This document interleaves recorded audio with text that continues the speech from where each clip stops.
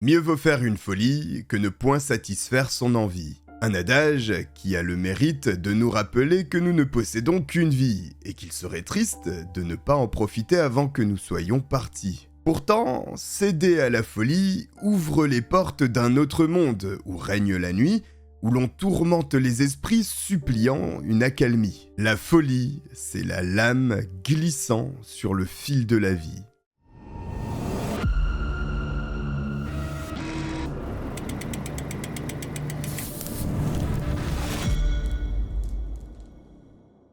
Nous voici dans l'une des villes offrant des contrastes saisissants, notamment l'un des plus visibles, celui entre la richesse et la pauvreté. Nous sommes au sein de la fameuse cité américaine de New York, où les immeubles de plusieurs millions de dollars côtoient à leurs pieds les tentes en toile des sans-abri. Bien que le rêve américain soit une réalité, le cauchemar est beaucoup plus répandu, surtout si l'on remonte durant la décennie des années 80. À cette époque, une véritable crise frappe la grande pomme, celle de l'immobilier.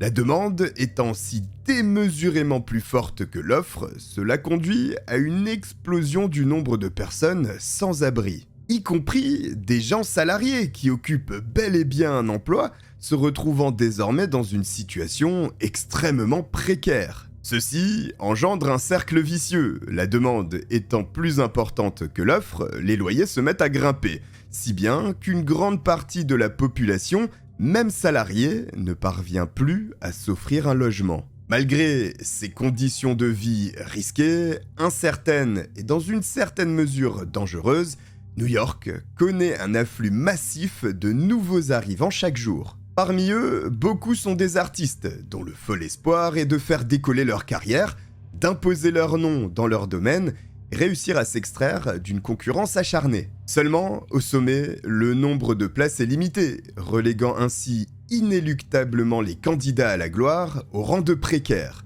Ces derniers, unis dans un but commun, se regroupent du côté de l'East Village à Manhattan. Évidemment, cette concentration de misère entraîne dans son sillage la drogue, la prostitution et le crime de manière générale. L'East Side, durant cette période et principalement dans le sud, n'a pas bonne réputation du tout. Mais c'est là-bas, dans le Tompkins Square Park, qu'un homme, nommé Daniel Paul Rakowitz, vend son herbe à ses clients réguliers pour s'en sortir. Eh oui, Daniel est cuisinier à temps partiel. Bien entendu, cet emploi n'est pas suffisant pour l'aider à subvenir à ses besoins. Alors, il fait la pointe grâce à son petit trafic, espérant un jour pouvoir sortir du parc où il vit actuellement dans une tente. Et lorsqu'il n'est pas à la rue, il profite d'une chambre miteuse mais abordable chez l'un des nombreux marchands de sommeil de la ville qui ne dort jamais. L'homme, au style hippie des années 70, est un peu excentrique, s'auto-désignant comme le Jésus de l'herbe. Lorsqu'il parle, il est facile à deviner qu'il n'est pas originaire de la ville de New York.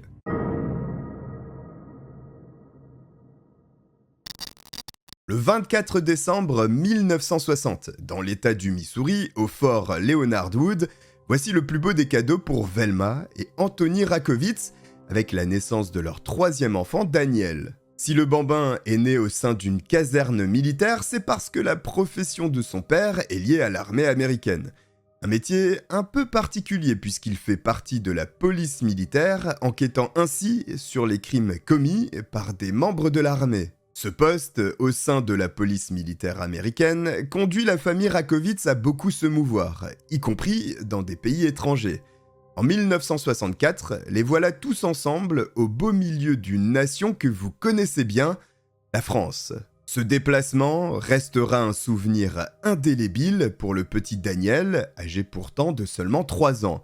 Simplement, ce souvenir gravé à jamais ne l'est pas pour les bonnes raisons. Tandis que Velma et Daniel se trouvent dans la chambre de leur hôtel, la mère de l'enfant a une crise cardiaque foudroyante.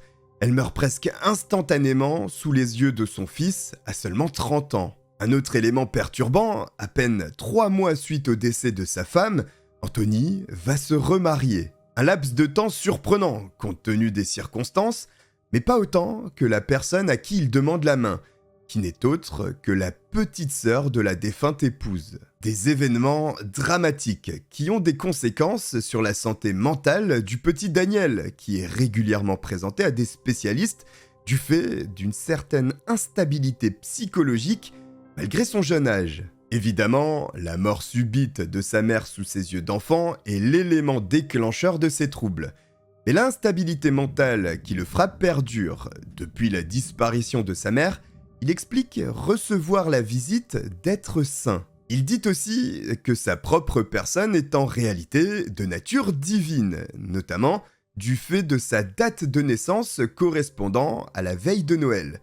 Il y a vraiment une obsession chez lui pour cette date, qui justifie sa présence sur Terre selon lui. Ces propos entraînent Daniel à faire de courts séjours en hôpital psychiatrique, bien qu'il soit encore très jeune, du haut de ses 5 ans seulement. Et les moments irrationnels de ce dernier sont trop nombreux pour être ignorés. Lors de ses internements, il est suivi bien sûr par des psychologues, mais reçoit aussi un traitement médicamenteux afin de réduire les visions auxquelles il est en proie. Quelques années plus tard, la famille Rakowitz trouve un peu de stabilité en s'installant dans la ville de Rockport, au Texas. À cette période, Daniel est âgé de 11 ans. Son père est devenu adjoint du shérif. Ce changement de profession d'Anthony est ce qui explique l'arrêt des déménagements incessants à travers la planète et les États-Unis. Alors que nous pourrions légitimement penser que le retour à un certain équilibre serait enclin à faciliter la vie de Daniel, eh bien ce n'est pas le cas. Le jeune homme goûte à la sensation de la marijuana qu'il apprécie. Il devient un consommateur puis franchit la barrière en distribuant la substance à son petit réseau qu'il construit au fur et à mesure. Il faut dire que Daniel garde un très mauvais souvenir de ses passages en hôpital psychiatrique, tenant son père pour responsable de ces moments difficiles. L'herbe qu'il consomme et vend, alors même que son père est l'adjoint du shérif, apparaît comme être une forme de rébellion à son encontre. Tout ce qui pourrait déplaire aux valeurs d'Anthony, Daniel l'entreprend. Bien entendu, le comportement de l'adolescent de 16 ans n'est pas toléré, ce qui engendre de nombreuses disputes entre le père et le fils. Un jour, l'attitude de Daniel exaspère tellement Anthony que ce dernier prend l'initiative de le mettre en état d'arrestation pour possession de drogue, provoquant une altercation. Daniel ne se laisse pas faire, des paroles dures sont échangées entre les deux, le père disant notamment à son fils qu'il aurait dû se débarrasser de lui à la naissance. Cela ira encore plus loin lorsque Daniel se saisit d'une arme dont le canon est à présent pointé vers Anthony. Mais le jeune homme éprouve-t-il suffisamment de haine à son égard pour appuyer sur la détente ? Eh bien oui, Daniel tire en direction de la poitrine. Mais la balle ne transperce pas Anthony. À vrai dire, elle ne quitte même pas le barillet, puisque l'arme de poing que tient Daniel s'est enrayée. C'est uniquement grâce à un défaut mécanique que le père de la famille Rakowitz est encore en vie. Bien sûr, cet incident crée une fracture définitive entre le père et le fils. Et lorsque Daniel atteint la vingtaine, il est banni de la cellule familiale et mis à la porte.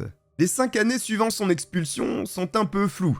2 choses sont certaines cependant, il s'est engagé dans l'armée et s'est marié. Presque sans surprise, son engagement au sein de l'armée ne sera pas de longue durée, et finalement, il revient du côté du Texas où il se marie. La particularité de ce mariage est que l'épouse de Daniel n'est âgée que de 14 ans, tandis que ce dernier a allègrement dépassé la vingtaine désormais.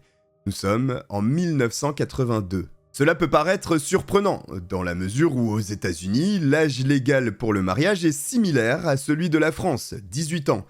Simplement, en 1982, lorsque Daniel épouse cette adolescente de 14 ans, il y a 2 exceptions en vigueur. La première est l'autorisation apportée par le consentement des parents qui permet de marier un mineur à un adulte. La deuxième est l'approbation judiciaire, autorisant aussi le mariage par exception. Il n'est pas détaillé la procédure par laquelle ce mariage a pu être validé, mais il était bel et bien légal. Cette relation est toxique, mais cette toxicité n'émane que de la même personne dans le couple, Daniel. Le jeune homme fait preuve de brutalité, une violence qui ne se cantonne pas à l'aspect physique. Psychologiquement, c'est une épreuve également pour la jeune épouse. Elle le craint, Daniel est bavard et il n'hésite pas à raconter comment il a déjà tué une prostituée, décapité un chien ou encore arraché l'œil d'une femme avec un tournevis. Rien ne vient étayer la véracité de ses propos. Cependant, à la simple écoute de ceci, l'adolescente de 14 ans est terrifiée. Qui plus est, lorsque les propos sont associés aux actes. Un jour, avant de quitter le domicile, Daniel a pris soin d'attacher fermement sa femme à leur réfrigérateur, puis s'en est allé une journée complète. La jeune épouse n'étant délivrée de ses liens qu'au retour de son mari, définitivement dérangée. Heureusement, avant qu'un drame plus grave encore ne se produise, cette relation prend fin. Daniel est à présent âgé d'environ 25 ans et il quitte le Texas pour la ville qui ne dort jamais, New York.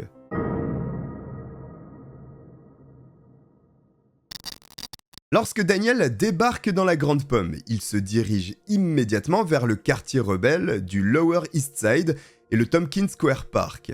Malgré les conditions de vie relativement rudes avec une simple tente, parmi les centaines d'autres servant de logement, une misère apparente et un taux de criminalité des plus hauts dans ce parc, Daniel trouve des personnes avec qui il s'entend à merveille. Il se fait des amis, survit grâce à son emploi à temps partiel en cuisine et la revente d'herbes. Son attitude se détache de celle des autres membres de cette communauté, déjà marginale à New York. Il est excentrique, se baladant avec son animal de compagnie, qui est un poulet du nom de Rooster. Finalement, la chance tourne le 7 juillet 1989. Un couple, devenu ami avec Daniel, lui offre une place en tant que colocataire dans leur appartement du Lower East Side. Une véritable aubaine pour l'homme qui a passé bien trop de temps dans la rue déjà. Il emménage donc au sein de son nouveau logement avec Rooster, son poulet. Mais l'état de délabrement de l'appartement est tel que même Rooster trouve les conditions de vie inhumaines malgré son statut de poulet. Quoi qu'il en soit, Daniel a un toit sur la tête, la possibilité de se doucher régulièrement, dormir sur ses deux oreilles sans avoir à maintenir son degré de vigilance au maximum, comme dans la rue. Malgré quelques mésaventures avec Rooster, qui piétine les monticules de marijuana, éparpillant ainsi la substance dans toute la pièce, et des voisins qui militent pour sa libération, tout se passe bien dans la colocation entre le couple et Daniel. Le jeune homme n'a pas oublié les conditions de vie austères réservées à ceux qui résident dans la rue.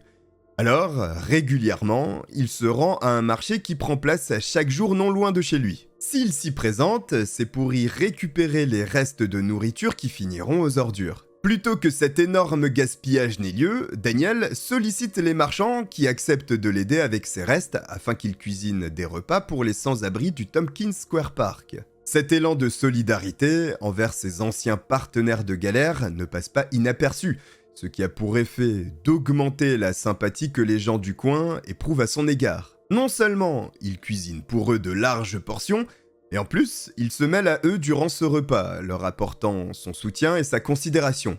Au contraire de la ville de New York qui perçoit ces personnes comme des nuisibles. Ceci avait déjà causé une grande émeute un an auparavant, en 1988, lorsque une horde de policiers avait été envoyée afin de déloger les sans-abri du parc. Une véritable débâcle qui a débouché sur une centaine de plaintes pour violences policières. Quoi qu'il en soit, l'image de Daniel auprès du voisinage de l'East Side Village est celle d'un homme bienveillant.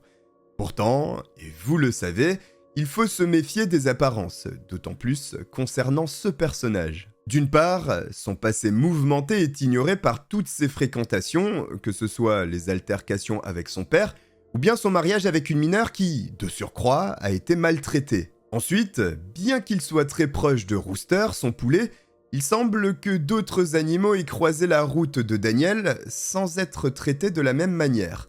Effectivement, le jeune homme prenait un malin plaisir à tuer des chats et des chiens errants. Des agissements contradictoires quand l'on y pense. Comment peut-il apporter un amour presque inconditionnel à son poulet, mais torturer et tuer les autres animaux qui pour certains furent également des animaux de compagnie durant une période? Un nouvel élément qui démontre l'équilibre fragile de la psyché de Daniel. Ce n'est pas tout. Se considérant comme une divinité, Voici qu'il développe son propre culte avec l'église 966. Pourquoi ces chiffres? Il semble que seul Daniel en connaisse la raison. La croyance que propage le jeune homme autour de lui inclut Jésus et le moment de la crucifixion comme des éléments essentiels. Mais tout semble confus, puisque Daniel se considère comme le seigneur des seigneurs, mêlant également Satan à sa croyance. Une religion qui n'a ni queue ni tête, un culte dont la folie apparaît être le maître mot et que seul son fondateur maîtrise. Simplement, l'image qu'il renvoie n'est pas celle d'un homme dangereux, malgré les discours irrationnels qu'il tient régulièrement. Il est plutôt considéré comme le gentil illuminé du coin au grand cœur. D'ailleurs, son discours selon lequel une prophétie prédit qu'il deviendra président des États-Unis en 1996 n'aide pas réellement à le prendre au sérieux. Pourtant, il y a bien des attitudes inquiétantes vis-à-vis des femmes qui se promènent dans le quartier.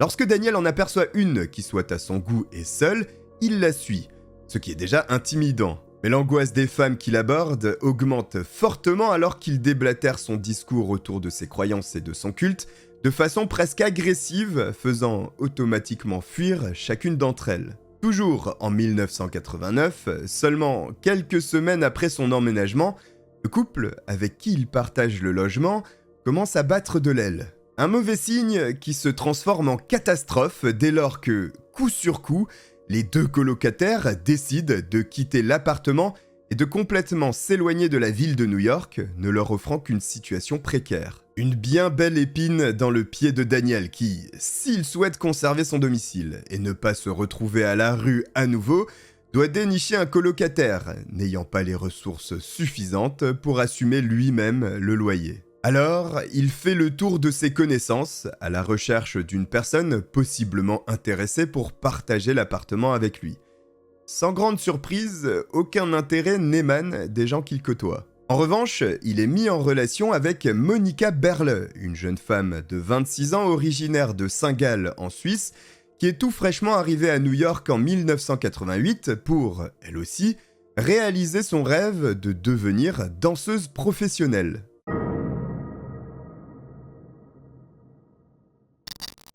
Monica avait déjà entamé son cursus de danse au sein d'une bonne école en Suisse. Cependant, afin de parfaire ses compétences, elle s'est inscrite à la très réputée mais onéreuse Martha Graham School. Pour s'offrir cette école, elle occupe un emploi relativement précaire dans un club de striptease, le Billy's Topless, où elle danse durant son temps libre afin de payer ses créances. Comme toutes les autres personnes dans sa situation, Monica n'avait pas vraiment de domicile stable. Elle vaquait d'un logement à un autre sans parvenir à s'installer définitivement. De fil en aiguille, la voici qu'elle se trouve du côté du Lower East Side, dans le Tompkins Square Park. Alors, quand la proposition de Daniel lui est soumise, elle accepte volontiers de créer une colocation avec l'homme. Évidemment, il y a un loup derrière tout ça. Monica pourra profiter du logement à condition qu'elle paye la part de loyer en retard et qu'elle inscrive son seul nom sur le nouveau bail, la rendant unique responsable en cas de non-paiement du loyer. Malgré ces inconvénients, Monica accepte, pressée par l'urgence d'avoir un toit au-dessus de la tête. Finalement, la jeune femme emménage avec Daniel, qui commence à considérer Monica comme plus qu'une simple colocataire. Il développe une attirance pour elle, qui apparaît réciproque, créant une relation difficilement qualifiable de relation amoureuse, mais suffisante pour avoir des rapports sexuels. Une bonne entente qui ne restera pas ainsi, puisque, quelques temps plus tard, Monica annonce à Daniel que ses parents vont venir lui rendre visite, et elle ne souhaite pas qu'il soit présent durant leur séjour. Voici une première altercation, puisque l'homme n'a absolument aucune intention de quitter son logement, n'ayant de toute manière aucun endroit où se rendre. Ensuite, la relation entre les deux s'est tendue encore un peu plus, lorsque Monica amène régulièrement d'autres hommes dans l'appartement. Voici un nouveau point de tension entre les deux colocataires. Un jour, alors que la jeune femme est en plein ébat sexuel avec un partenaire, Daniel la surprend. Bien sûr, cela déplaît à Monica, mais également à Daniel. L'idée qu'elle s'intéresse à d'autres hommes lui est insupportable, bien qu'il ne démontre aucune colère en apparence. Ceci a pour effet de générer de nombreuses disputes entre eux, L'ambiance au sein de la colocation devient exécrable, si bien que Monica décide d'agir. Daniel avait pensé avoir réalisé un coup stratégique en plaçant uniquement le nom de sa nouvelle colocataire sur le bail. Sauf qu'il n'avait pas envisagé une dégradation si brusque de leur rapport. Une grave erreur, puisqu'avec son seul nom sur le bail, Monica est tout à fait en droit de le mettre à la porte. Toute la situation se retourne contre lui quand Monica lui ordonne de quitter l'appartement, lui donnant seulement quelques jours afin de rassembler ses affaires et éventuellement trouver un nouvel endroit. Cette annonce est véritablement très difficile à encaisser pour Daniel, qui considère cet appartement comme le sien. Comment ose-t-elle le mettre à la porte de chez lui? Le faire quitter un logement qu'il a cherché pendant si longtemps et où il se sent bien à présent? L'homme vit cet événement comme une humiliation profonde. Alors, il décide d'en parler à Sylvia, son ancienne colocataire qui s'était séparée de son petit ami, mais s'entendait toujours bien avec Daniel. Malgré l'injustice de la situation selon lui, Sylvia lui explique qu'elle comprend que ce soit difficile à vivre, et d'un autre côté, que peut-il faire si ce n'est s'en aller? La réponse qu'apporte Daniel fait froid dans le dos. Il regarde droit dans les yeux Sylvia avant de lui annoncer le plus sérieusement du monde qu'il va tuer Monica pour régler ce litige qui les oppose. Pourtant, malgré cette menace très explicite, Sylvia ne croit pas Daniel. Elle le connaît très bien, elle a vécu avec lui et sait qu'il peut être délirant, notamment s'agissant de son culte et la fameuse église 966. Il faut dire qu'il a déjà raconté des choses bien plus terribles qui ne se sont jamais produites.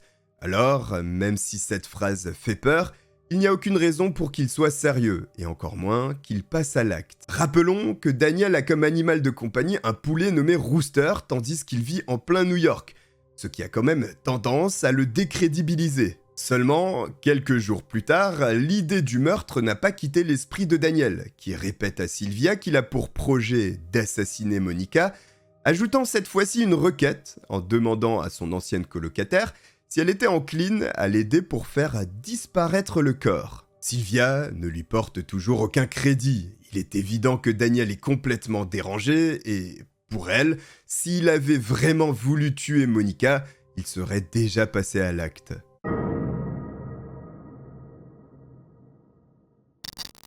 Le 19 août 1989, Sylvia doit se rendre à l'appartement de Daniel pour y récupérer des affaires qu'elle lui avait confiées au moment de sa séparation avec son petit ami et son déménagement. Voici que la femme se trouve face à la porte du logement de Daniel et Monica. Elle toque pour s'annoncer mais n'obtient aucune réponse. Elle patiente encore un peu, puis toque à nouveau mais toujours aucun signe de présence. Alors, Sylvia tente d'accéder tout de même, et bonne surprise, la porte n'est pas verrouillée. Elle profite de cette aubaine pour se rendre dans la chambre de Daniel, vérifier que ses biens sont toujours présents. Avec cet homme comme gardien, il vaut mieux s'en assurer. Afin d'être certaine de ne surprendre personne et de ne pas déranger, Sylvia frappe à la porte de la chambre de Monica.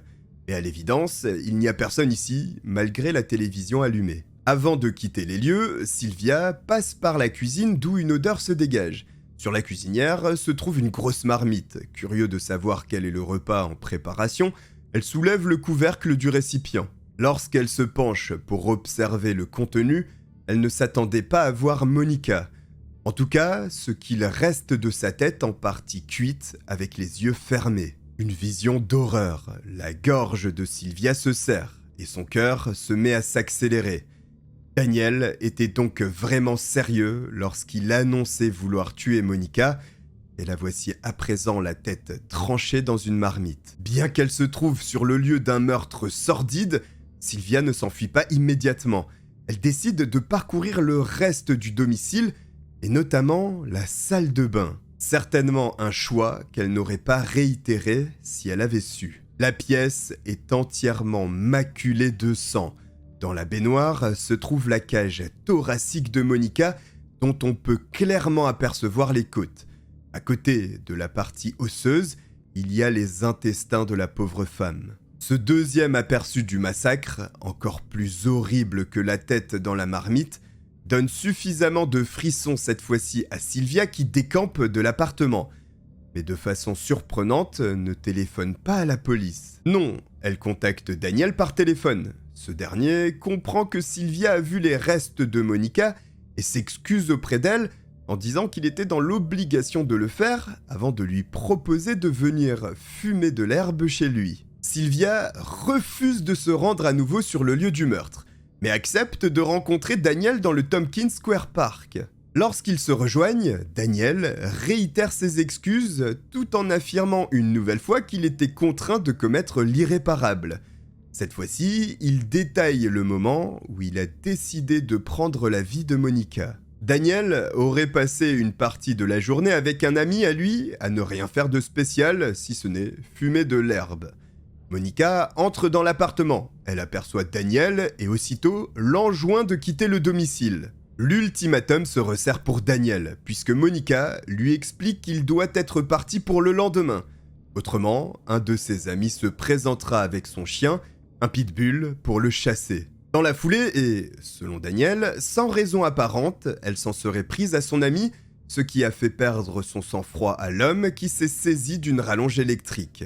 Tandis que Monica tourne le dos aux deux hommes, par surprise, Daniel se jette sur elle, enroulant le câble autour de son cou, puis se met à serrer. Monica tente de se débattre. L'homme montre d'ailleurs de longues traces de griffures sur son bras à Sylvia, horrifiée. D'après Daniel, la strangulation est ce qui a causé la mort de Monica, mais l'acharnement a continué même après son décès, lorsque, à plus de 10 reprises, il lui a piétiné le visage avant d'asséner 30 coups de couteau. L'homme a déversé toute la haine qu'il ressentait à l'égard de Monica en persistant à souiller son cadavre. Une fois le corps complètement mutilé, Daniel s'est chargé du démembrement.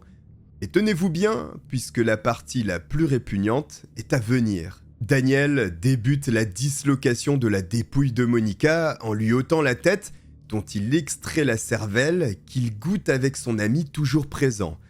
Ensuite, il retire les intestins avant de réduire en plus petits morceaux possibles le reste du corps. Il utilise la cage thoracique de la femme comme planche à découper. Une fois qu'il a terminé de raconter tout ça à Sylvia, la réaction de cette dernière est une nouvelle fois surprenante, dans la mesure où elle ne contacte pas la police, mais indique à Daniel qu'il devrait nettoyer le mieux possible l'appartement. Une tâche à laquelle l'homme s'attelle 2 semaines durant. Il fera disparaître au fur et à mesure les preuves de l'existence de Monica dans ce logement, en se débarrassant principalement des morceaux humains par les toilettes. Au bout de ces 15 jours, il apparaît que personne ne soit à la recherche de Monica. Pire encore, que son meurtre et le traitement sauvage réservé à son cadavre soient tombés dans l'indifférence la plus totale. Daniel déménage finalement. Simplement, au lieu de tenir sa langue, il parle ouvertement du meurtre sordide qu'il a commis. Il s'en vante même, raconte l'acte de cannibalisme auquel il s'est adonné avec son ami, et surtout dévoile qu'il a distribué un bouillon aux sans-abri du Tompkins Square Park. La particularité de ce repas est qu'il a été réalisé grâce à la tête de Monica.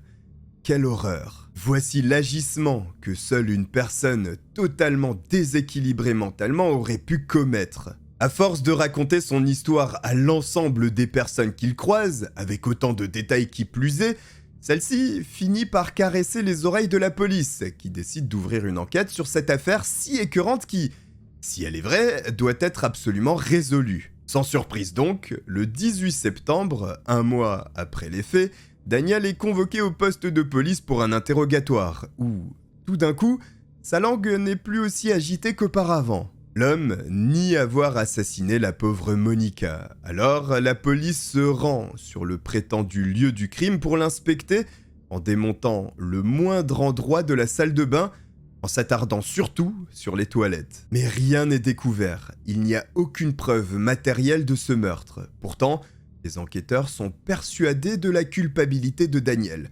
Les détails qu'il donne sont trop précis pour être inventés. Alors, ils mettent en place une stratégie. Ils interrogent Sylvia qui, sous la pression, reconnaît que Daniel lui a tout raconté avec précision. Ensuite, les enquêteurs retournent vers leur suspect, en lui indiquant qu'ils ont un témoin prêt à parler. Acculé, paniqué et sans réel discours crédible, Daniel finit par faire des aveux, reconnaissant qu'il est le meurtrier de Monica. Il avoue aussi l'avoir démembré, avoir cuisiné sa tête et s'être débarrassé des restes du corps dans les toilettes, même si les policiers n'avaient rien trouvé lors de leur inspection. Notez qu'en 1989, la technologie permettant de détecter des preuves médico-légales est encore imparfaite. Il se peut que, du fait de cette carence technologique, la police ait manqué certains éléments. Malgré ses aveux, Daniel se dédouane en expliquant qu'il s'agissait d'un accident, que Monica l'avait attaqué avec un couteau et qu'il n'avait fait que réagir à une agression. La victime aurait tenté de le poignarder. Ainsi, il aurait rétorqué avec un coup de poing qu'il souhaitait porter au niveau de la mâchoire, mais aurait manqué sa cible et aurait écrasé l'œsophage de Monica, qui serait décédée par suffocation. En dépit de ses aveux, il n'y a aucune preuve formelle. La police tente donc une dernière fois de faire parler Daniel, et cela fonctionne. L'homme reconnaît qu'il ne s'est pas débarrassé de tous les morceaux de Monica. Il a conservé le crâne et d'autres os qu'il a placés dans un seau, recouvrant ces derniers de litière pour chat. Il a ensuite déposé ce seau dans un casier à la gare routière de Port Authority en plein Manhattan.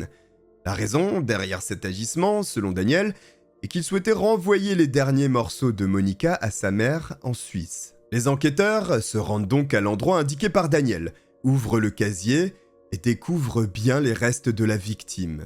Les policiers doutent qu'il y avait une intention louable à travers la conservation de ces restes. Mais ils sont incapables de prouver l'inverse. Peu importe, ils tiennent leur élément concret qui permet d'envoyer Daniel Rakovitz devant le tribunal. S'agissant de l'ami présent le jour du meurtre, Daniel a finalement dit aux policiers qu'il était seul et il n'y a rien qui puisse permettre une seconde inculpation.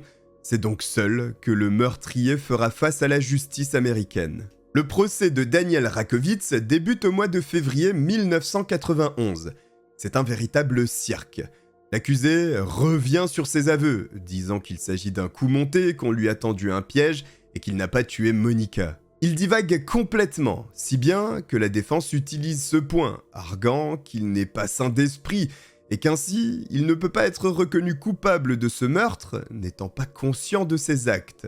Durant le procès, différents témoins se présentent à la barre, dont un SDF du Tompkins Square Park, qui aurait reçu le fameux bouillon de Daniel. Tandis qu'il le dégustait, il a pu apercevoir chez une personne qui mangeait à côté de lui un doigt humain dans sa tasse. Ce témoignage est impossible à vérifier, mais cela ne serait pas une surprise qu'un tel événement se soit produit. Quoi qu'il en soit, la santé mentale de Daniel fait l'objet d'une expertise, l'accusé passant entre les mains de nombreux spécialistes des troubles mentaux qui transmettent leurs résultats au jury qui peut, à présent, délibérer. Après 9 jours de délibération, il est conclu que Daniel Rakovitz n'est pas responsable du meurtre de Monica Berle du fait de son état mental instable.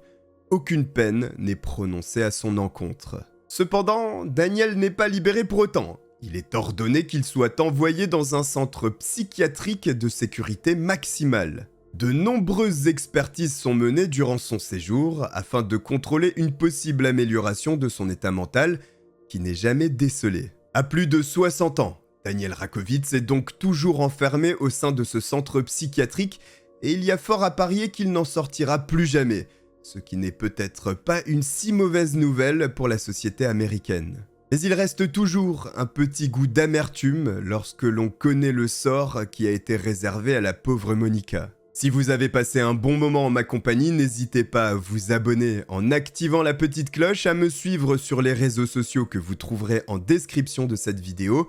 Je vous remercie de m'avoir regardé et je vous dis à très bientôt. Ciao.